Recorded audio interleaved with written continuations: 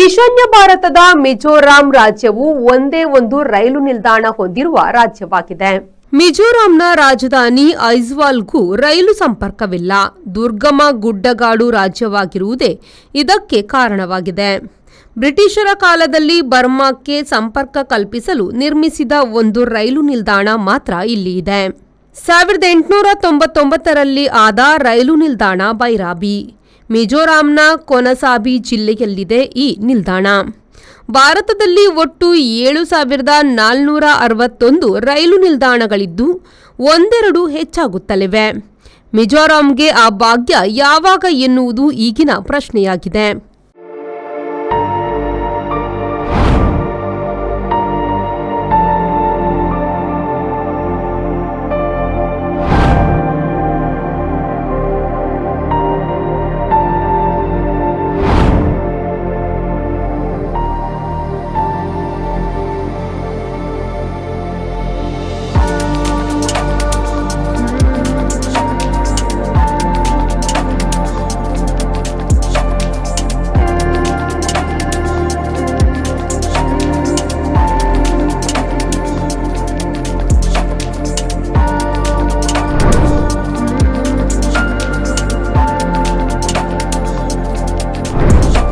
Our balcony garden, Vertex Street, Kadri Kamla Road, Mangalore. Call 8197 104 042 or 7899 282 403.